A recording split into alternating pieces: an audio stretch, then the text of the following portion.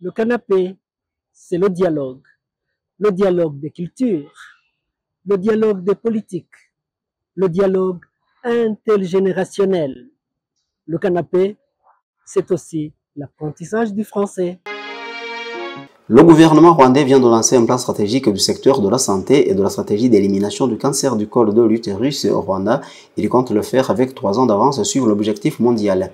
En procédant au lancement officiel de ce programme ce vendredi à Kigali, le secrétaire d'État au ministère de la Santé, le Dr Ivan Butera, a indiqué que le Rwanda s'est engagé à éliminer le cancer du col de l'utérus d'ici 2027 avec 3 ans d'avance sur l'objectif mondial.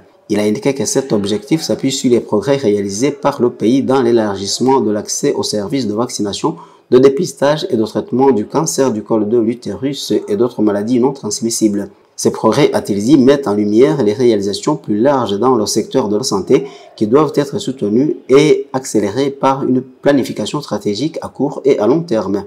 Le secrétaire d'État Ivan Butera a ajouté que le Rwanda a fait un parcours remarquable dans le secteur de la santé.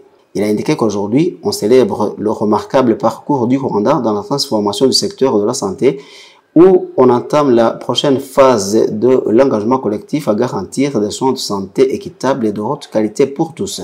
De son côté, le docteur Eric Remera, chargé des recherches au Centre biomédical du Rwanda à l'ABC, a expliqué que le plan stratégique pour le secteur de la santé est une feuille de route décrivant les priorités du secteur de la santé pour les 5 prochaines années.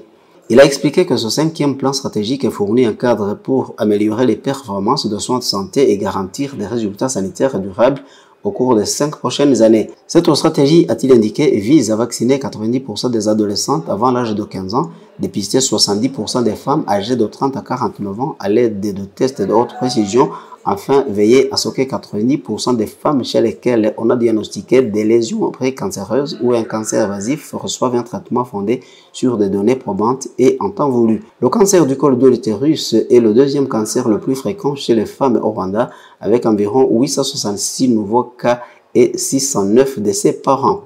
La maladie touche principalement les femmes âgées de 15 à 44 ans. Selon le ministère de la Santé, ceci souligne la nécessité de mesures préventives et d'options thérapeutiques efficaces. L'Afrique compte le plus grand nombre de cas de cancer du col de l'utérus au monde.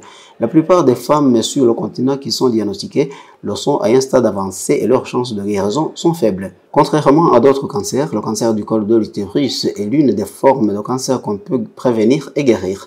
Avant 2011, ni le dépistage du cancer du col utérin, ni le vaccin n'étaient disponibles dans les établissements de santé publique au Rwanda. Mais à présent, des experts estiment que le Rwanda pourrait devenir le premier pays africain à éradiquer cette maladie. Vital Ndayambaje, le canapé.